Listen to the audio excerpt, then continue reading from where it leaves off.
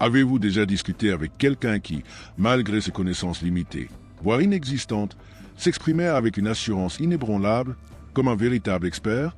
Ou peut-être avez-vous observé cette même personne rejeter toute critique ou tout conseil, convaincu de son propre génie? Si oui, vous n'êtes pas seul. Il s'agit d'un phénomène psychologique extrêmement courant, et parce qu'il est si fascinant et fréquemment observé, il a retenu l'attention de deux psychologues de renom, David Dunin et Justin Kruger. C'est leur étude approfondie, commencée en 1999, qui a révélé et baptisé ce que nous appelons aujourd'hui l'effet Dunin-Kruger. Dunin et Kruger, qui ont donné leur nom à ce concept fascinant de psychologie sociale, se sont penchés sur une question fondamentale. Pourquoi l'ignorance va-t-elle souvent de pair avec un sentiment de compétence exagéré? Ils voulaient comprendre pourquoi les personnes peu ou pas informées dans un domaine spécifique ont tendance à surestimer considérablement leurs propres capacités. La genèse de cette étude est en effet un cas aussi curieux qu'emblématique. Imaginez la scène. Un braqueur de banque, convaincu de s'enduire le visage de jus de citron pour devenir invisible aux caméras de sécurité, tout comme l'encre citronnée, invisible, ne se révèle sur le papier que sous l'effet de la chaleur. Il a été arrêté, bien sûr, mais son incrédulité sincère « Comment ça? J'ai enduit mon visage de jus de citron. Comment m'as-tu vu ?» a choqué les psychologues. Ce n'était ni de la malveillance ni une plaisanterie. Il croyait sincèrement à son invisibilité. Cette apparente absurdité a suscité des recherches, montrant qu'un manque de compétences peut rendre aveugle à sa propre incompétence. Les personnes vivant sous l'effet Dunin-Kruger partagent des caractéristiques frappantes qui les rendent facilement identifiables, même s'il n'est pas toujours facile de les souligner. La première, et la plus flagrante, est leur assurance débridée.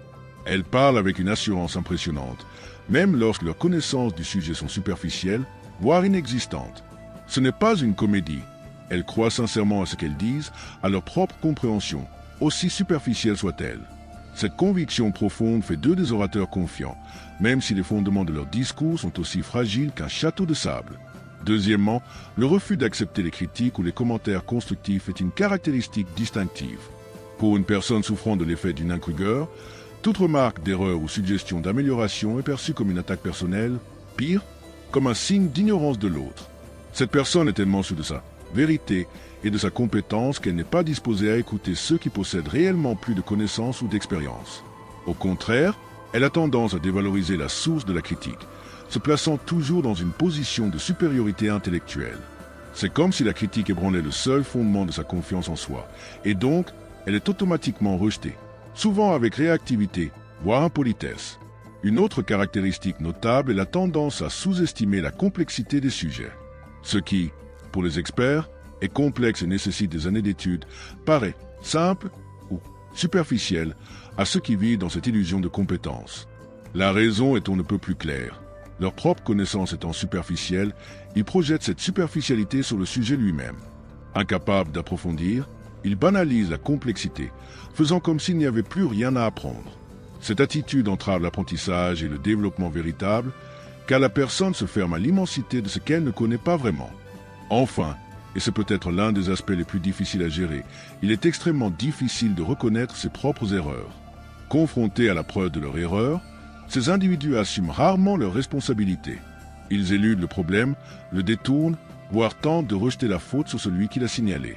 L'idée du « j'avais tort » est en contradiction avec leur conviction profonde d'avoir raison. Pour eux, il ne s'agit pas de dire « je ne savais pas, mais j'ai appris ». Il s'agit de réaffirmer que ce qu'ils ont dit est et a toujours été la vérité absolue. Il est donc essentiel de distinguer l'ignorance due au manque d'accès ou d'opportunité de l'ignorance choisie. La première est souvent regrettable, mais peut être surmontée par l'éducation et l'accès au savoir. La personne qui n'a pas eu l'occasion d'étudier mais d'aspirer à apprendre est totalement différente de celle qui, malgré tous les outils à sa disposition, choisit de rester superficielle. L'ignorance, au sens de ne pas savoir, est déjà un défi en soi. Mais lorsqu'elle s'accompagne d'une confiance aveugle, elle devient un danger, tant pour l'individu que pour son entourage. De mauvaises décisions sont prises, des conseils précieux sont ignorés et l'arrogance peut fermer les portes d'une véritable croissance. Pourquoi choisir de rester ignorant? Certains prônent l'idée que l'ignorance est un bonheur. Cette expression, souvent interprétée de manière péjorative, peut signifier que ne pas savoir quelque chose évite la responsabilité d'agir ou de changer. Si je ne sais pas que le problème existe, je n'ai pas à me soucier de le résoudre. C'est un mécanisme de défense qui, bien qu'il puisse sembler un refuge, freine le développement personnel et social. Alors, comment réagir face à des personnes qui semblent sous l'emprise de l'effet Dunning-Kruger? Premièrement, il faut le reconnaître. Comprendre que ce comportement est, au fond, un manque de connaissances et de compétences peut changer de perspective. Au lieu de se laisser frustrer ou de tenter de débattre jusqu'à l'épuisement, il faut prendre conscience que la discussion peut être vaine. Les personnes dans cet état de conviction ont tendance à ne pas assimiler les faits ni les arguments logiques.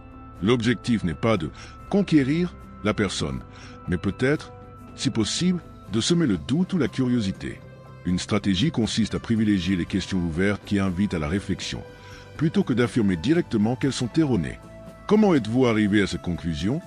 Ou quelle source avez-vous consulté pour formuler cette affirmation? Peut être plus efficace qu'une confrontation directe. N'oubliez pas que la confrontation peut engendrer davantage de résistance.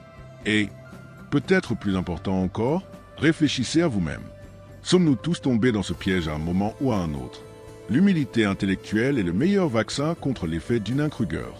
La quête constante de connaissances, la reconnaissance de nos propres limites et l'ouverture aux commentaires et aux critiques sont essentielles pour éviter cette dangereuse illusion de sagesse.